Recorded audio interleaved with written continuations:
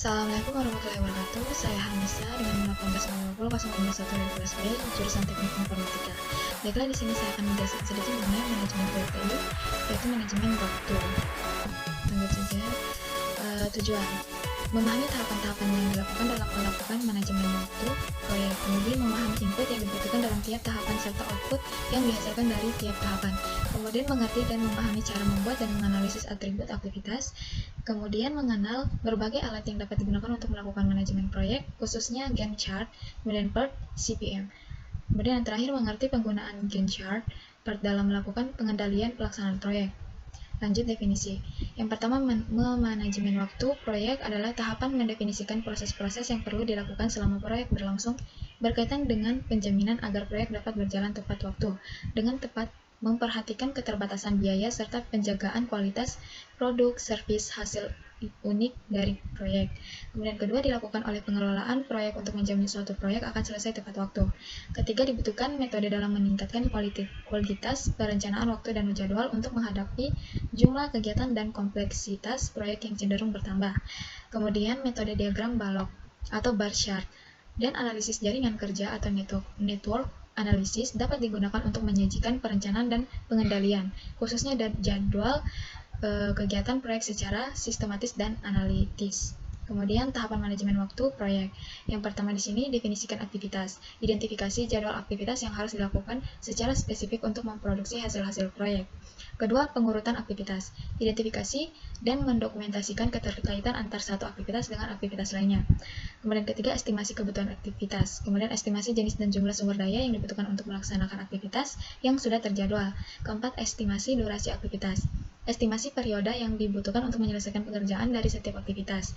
Kelima, membangun jadwal, menganalisis urutan aktivitas, durasinya, sumber daya yang dibutuhkan, dan tantangan pemenuhan jadwal sampai terbentuknya jadwal pelaksanaan proyek. Keenam, mengendalikan jadwal, mengendalikan perubahan jadwal proyek. Kemudian lanjut, tinjauan umum manajemen waktu proyek. Project Time Management. Yang pertama, Activity Definition, Activity Sequencing, Activity Resource Estimating, Activity Duration Estimation, Schedule Development, kemudian yang terakhir Schedule Control. Lanjut, daftar aktivitas atau Activity List. Yang pertama dibuat berdasarkan WBS dan WBS Dictionary. Kemudian Project Deliverables, hambatan dan asumsi yang tertera dalam scope statement juga menjadi bahan pertimbangan ketika membangun Activity List. Yang ketiga, sebaiknya dibuat berdasarkan standar atau template activity list yang telah biasanya digunakan oleh organisasi yang bersangkutan. Kemudian milestone list, daftar peristiwa yang menjadi penanda selesainya suatu pekerjaan, misalnya tanggal, produk yang dihasilkan, laporan, dan sebagai berikut. Berguna dalam monitoring kemajuan proyek. Kemudian diagram jaringan proyek atau project network diagram merupakan alat bantu yang biasanya digunakan dalam menyusun urutan aktivitas, atau dapat juga disebut skema yang menunjukkan hubungan logis atau urutan aktivitas-aktivitas proyek menggunakan AOA atau Activity on a Row atau ADM atau Arrow Diagramming Method. Manfaatnya, yang pertama, menyusun urutan kegiatan proyek yang memiliki sejumlah besar komponen dan hubungan ketergantungan yang kompleks. Kedua, membuat perkiraan jadwal proyek yang paling ekonomis. Ketiga, mengusahakan fluktuasi minimal penggunaan sumber daya. Kemudian metode yang umum digunakan, yaitu metode jalur kritis atau CPM, kemudian teknik evaluasi dan review proyek atau PERT, dan metode diagram pendahuluan atau PDM. Kemudian mekanisme penggunaan. Identifikasi lingkup proyek dan menguraikannya menjadi komponen-komponen kegiatan. Kemudian menyusun komponen-komponen kegiatan sesuai urutan logika ketergantungan menjadi jaringan kerja. Urutan ini dapat berbentuk seri dan paralel. Kemudian memberikan perkiraan kurun waktu masing-masing kegiatan, kemudian identifikasi jalur kritis, float, dan kurun waktu penyelesaian proyek. Yang terakhir, meningkatkan daya guna dan hasil guna pemakaian sumber daya dengan menentukan jadwal yang paling ekonomis dan meminimalkan fluktuasi pemakaian sumber daya. Kemudian Arrow Diagramming Method atau ADM. Yang pertama disebut juga Activity on a Row atau AOA, Project Network Diagrams. Kemudian aktivitas direpresentasikan sebagai tanda panah, kemudian node atau lingkaran sebagai penanda awal dan akhir sebuah aktivitas. Kemudian yang terakhir hanya dapat menunjukkan ketergantungan dari awal ke akhir. Kemudian tentukan semua aktivitas yang berawal di node 1, gambarkan node akhirnya dan tanda panah yang menghubungkan node 1 dengan node akhirnya. Kemudian diagram terus digambarkan hingga semua aktivitas tercantum pada diagram termasuk keterkaitan atau ketergantungan satu aktivitas dengan aktivitas lainnya. Kemudian lanjutkan menggambar network diagram dengan cara menggambarkannya dari kiri ke kanan. Kemudian perhatikan aturan, semua tanda panah harus mengarah dari kiri ke kanan dan tidak ada tanda panah yang saling berpotongan. Kemudian activity on a row atau AOA. Kegiatan digambarkan sebagai anak panah yang menghubungkan dua lingkaran yang mewakili dua peristiwa event terdahulu. Kemudian kegiatan di proses peristiwa atau event berikutnya. Kemudian simbol pada AOA. Yang pertama anak panah arrow, kedua lingkaran node, kemudian ketiga anak panah terputus-putus. Di sini bisa dilihat sendiri keterangannya. Oke, lanjut lagi, beberapa hubungan pada AOA. Kemudian kegiatan-kegiatan apa yang mendahulunya? Yang pertama itu activity. Di sini ada gambar dari kegiatan-kegiatannya yang mendahului. Kemudian kedua kegiatan-kegiatan apa yang langsung mengikutinya, bisa dilihat di sini. Kemudian yang ketiga kegiatan apa yang dapat berjalan bersamaan. Di sini ketiga gambar ini adalah contoh dari beberapa hubungan pada AOA. Kemudian hubungan kebergantungan antar kegiatan. Yang pertama kegiatan B mulai setelah A selesai. Kemudian nomor 2, kegiatan B dan C dapat dimulai kalau A selesai atau kegiatan memencar. Ketiga, kegiatan C dan D dapat dimulai setelah kegiatan A dan B selesai. Dan yang keempat, kegiatan C dimulai setelah A dan B selesai. Kegiatan D dimulai setelah B selesai atau kegiatan dengan satu dummy. Nah, di sini dapat kita lihat sendiri gambar dari hubungan kebergantungan antar kegiatan. Kemudian beberapa ketentuan umum penggunaan AOA. Di sini harus jelas dan mudah dibaca, kemudian harus dimulai dari suatu kejadian atau event, kemudian anak panah digambarkan dengan garis lurus, kecuali dalam hal khusus panjang anak panah tidak ada kaitannya dengan lamanya kurun waktu, kemudian harus dihindari perpotongan antar anak panah, dan tidak boleh ada dummy yang tidak perlu, kemudian nama kegiatan ditulis di atas anak panah, kemudian durasi kegiatan ditulis di bawah anak panah, dan yang terakhir satuan waktu yang digunakan satu jenis, jam, hari, minggu, bulan, dan lain-lain. Kemudian contoh AOA atau Activity on Around Network diagram untuk proyek X. Nah, di sini ada keterangan gambarnya, titik simpul mewakili aktivitas. Kemudian kedua, anak panah mewakili kejadian. Kemudian contoh AOA. Bisa dilihat di sini gambarnya. Yang pertama lintasan jalur kritis AE. Kemudian kedua masa proyek 8 tambah 20 sama dengan 28. Kemudian yang terakhir lintasan ACDF maupun BE tidak kritis karena waktunya kurang dari 28. Kemudian activity on node atau AON atau precedence diagramming method atau PDM. Activity on node ialah terminologi manajemen proyek yang umumnya diterapkan pada metode PDM. Aktivitas direpresentasikan oleh kotak-kotak. Tanda panah menunjukkan relasi antar aktivitas, kemudian lebih populer dibandingkan ADM dan banyak digunakan dalam manajemen proyek perangkat lunak. Kemudian lebih baik dalam memperlihatkan berbagai tipe ketergantungan kegiatan A ke kegiatan B. Kemudian simbol pada AON yang pertama kotak atau node, kemudian anak panah atau arrow, kemudian anak panah terputus-putus. Nah, di sini dapat dilihat gambarnya atau simbolnya beserta keterangannya. Kemudian lanjut aturan dasar pada AON. Jaringan biasanya dari kiri ke kanan, kemudian satu aktivitas tidak dapat mulai sampai semua aktivitas pendahulunya selesai. Kemudian panah-panah di dalam jaringan mengidentifikasikan pendahuluan dan alurnya. Kemudian panah dapat bersilangan. Dua aktivitas atau node yang saling berhubungan namun tidak berpengaruh pada jadwal keseluruhan proyek. Dihubungkan dengan panah pelengkap atau dummy. Biasanya digunakan pada AOA. Setiap aktivitas harus memiliki nomor identifikasi unik. Kemudian sebuah nomor identifikasi aktivitas harus lebih besar dari aktivitas yang mendahulunya. Kemudian looping atau pemutaran balik tidak diperbolehkan, jadi panah loop tidak boleh ada. Kemudian pernyataan kondisi tidak diperbolehkan. Kemudian pengalaman menyarankan jika ada beberapa poin untuk memulai satu node awal dapat digunakan untuk mengidentifikasi kapan proyek dimulai. Kemudian hal ini juga berlaku untuk mengidentifikasi akhir yang jelas. Kemudian aturan dalam penggunaan AON pada pengaplikasian konsep kerja AON ada beberapa dasar yang harus diketahui. Dasar ini akan mempengaruhi cara pandang terhadap proyek dan aktivitasnya. Di sini bisa dilihat gambar dan keterangannya. Kemudian aturan dalam penggunaan AON ini.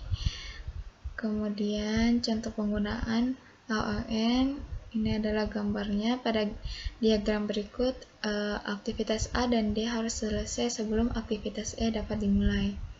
Kemudian contoh penggunaan AON, test dependence. Di sini ada bisa dilihat gambarnya. Kemudian precedence diagram method atau PDM. Kegiatan diagram digambarkan dengan kotak panah antar kotak mewakili ketergantungan. Yang pertama finish to start, A selesai baru B dimulai. Kemudian finish to finish, A selesai baru B bisa selesai. Kemudian start to start, A mulai baru B boleh dimulai. Kemudian start to finish, A mulai baru B boleh selesai.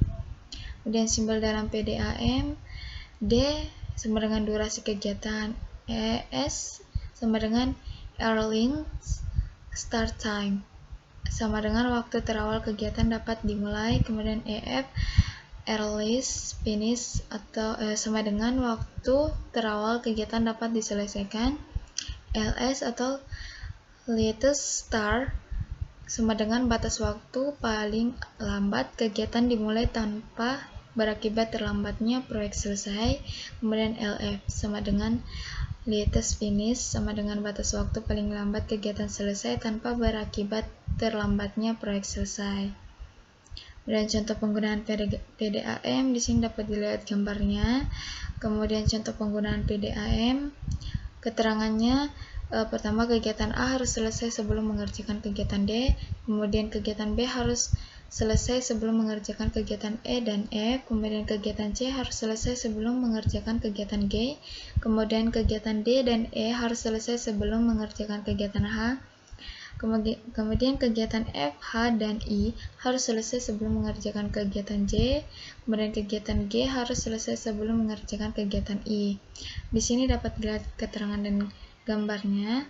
Kemudian estimasi durasi aktivitas. Setelah mengidentifikasi aktivitas serta urutannya, langkah selanjutnya dalam manajemen adalah mengestimasi durasi yang dibutuhkan oleh aktivitas-aktivitas tersebut. Kemudian durasi adalah jumlah aktual waktu yang dibutuhkan untuk bekerja ditambah dengan waktu. Kemudian effort adalah jumlah hari atau jumlah jam yang dibutuhkan untuk menyelesaikan suatu pekerjaan. Kemudian orang yang melakukan atau bertanggung jawab dengan sebuah aktivitas atau pekerjaan sebaiknya turut serta dalam mengestimasi durasi aktivitas, sedang para ahli memberi masukan dan mengevaluasi hasilnya. Kemudian gunakan hasil proses manajemen waktu sebelum untuk membangun jadwal sehingga lebih mudah dalam menentukan tanggal awal dan tanggal akhir dari sebuah aktivitas. Kemudian tujuan utama dari proses ini adalah membangun jadwal yang realistis sebagai dasar dalam memonitor kemajuan proyek berkaitan dengan keterbatasan waktu. Alat yang dapat digunakan antara lain Gantt chart, BART analysis, critical path analysis, dan critical change scheduling. Kemudian Gantt chart menampilkan jadwal proyek dengan format standar, yaitu menampilkan daftar aktivitas beserta tanggal awal dan akhirnya dalam format kalender. Kemudian simbol-simbolnya A black diamond, milestone or significant event on a project with zero duration. Thick black bars summary text. The dark horizontal bars states around dependence between tasks. Kemudian ini Gantt chart, bisa dilihat gambarnya. Kemudian contoh Gantt chart untuk proyek perangkat lunak di sini dapat terdapat keterangan dan gambarnya. Kemudian milestone adalah peristiwa penanda yang mempunyai durasi 0. Kemudian kriteria SMART dalam membuat milestone yaitu specific, measurable, achievable, realistic, time frame.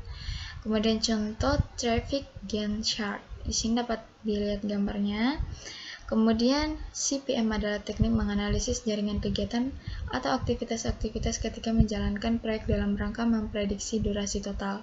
Kemudian critical path, sebuah proyek adalah deretan aktivitas yang menentukan waktu tercepat yang mungkin agar proyek dapat diselesaikan. Kemudian critical path adalah jalur terpanjang dalam network diagram dan mempunyai kesalahan paling sedikit. Kemudian buatlah network diagram yang baik, lalu ditambahkan durasi untuk tiap aktivitas pada setiap jalur yang ada pada diagram tersebut dan jalur terpanjang adalah critical path. Contoh asumsi, satuan waktu adalah hari. Ini bisa dilihat gambarnya. Dan cara menentukan critical path method CPM. Contoh asumsi, satuan waktu adalah hari. Bisa dilihat di sini keterangan dan gambarnya. Kemudian isu dalam critical path. Jika satu atau lebih aktivitas dalam critical path dilakukan selebih lama dari yang direncanakan, maka seluruh jadwal proyek akan berubah kecuali segera diambil tindakan korektif. Kemudian misconception. Yang pertama, critical path bukanlah critical activity. Dalam sebuah diagram dapat saja terdapat lebih dari satu critical path. Kemudian critical path dapat mengubah kemajuan proyek. Kemudian analisis critical path dalam membangun jadwal proyek. Critical path dapat digunakan dalam mempertimbangkan jadwal yang terbaik yang mungkin digunakan. Kemudian free slack or free fall adalah jumlah waktu yang dapat ditunda dari sebuah aktivitas tanpa membuat penundaan waktu awal tercepat dari aktivitas yang mengikutinya. Kemudian total slack or total float adalah jumlah waktu tunda sebuah aktivitas tanggal awal tercepatnya tanpa mengakibatkan penundaan tanggal akhir proyek yang telah direncanakan. Kemudian a forward path network, diagram menunjukkan tanggal tercepat dimulainya dan berakhirnya proyek. Sedangkan backward path menunjukkan tanggal paling terlambat dimulainya dan berakhirnya. Kemudian menghitung early and late start and finish status. Nah, di sini ada gambarnya beserta keterangannya. Kemudian lanjut contoh menghitung early and late start and finish status. Di sini ada tabel contohnya dan gambarnya. Bisa dapat dilihat. Kemudian proses perencanaan part meliputi langkah-langkah berikut. Mengidentifikasi kegiatan atau activities dan tonggak proyek atau milestones yang spesifik. Kemudian menentukan urutan yang tepat dari kegiatan-kegiatan, kemudian menyusun model diagram jaringan, memperkirakan waktu yang diperlukan untuk masing-masing kegiatan, kemudian menentukan tahapan dan jalur kritis, kemudian melakukan pemantauan dan evaluasi serta koreksi pada diagram PERT selama proyek berlangsung, dan mengendalikan perubahan jadwal proyek. Lakukan pemeriksaan jadwal secara teratur, kemudian jangan berpikir bahwa setiap orang dapat bekerja dengan kapasitas 100% setiap saat. Kemudian lakukan rapat yang menyatakan kemajuan proyek dengan stakeholders dan nyatakanlah keadaan dengan jelas dan jujur dalam mengkomunikasikan isu-isu yang berkaitan dengan jadwal. Kemudian diagram PERT sangat bermanfaat bagi pengelolaan sebuah proyek karena menyediakan informasi berikut. Jangka waktu penyelesaian proyek, kemudian kemungkinan penyelesaian proyek sebelum tanggal yang ditentukan, kemudian tahapan kegiatan yang kritis yang dapat berdampak langsung terhadap waktu penyelesaian proyek, kemudian kegiatan yang memiliki tenggat waktu relatif longgar yang seharusnya dapat dikelola sebagai tambahan waktu bagi tahapan kegiatan kritis. Kemudian tanggal kegiatan dimulai dan tanggal kegiatan berakhir atau periode program. Mungkin itu saja yang dapat saya sampaikan dan jelaskan. Lebih dan kurangnya mohon dimaafkan. Terima kasih. Wabillahi taufiq wal hidayah. Wassalamualaikum warahmatullahi wabarakatuh.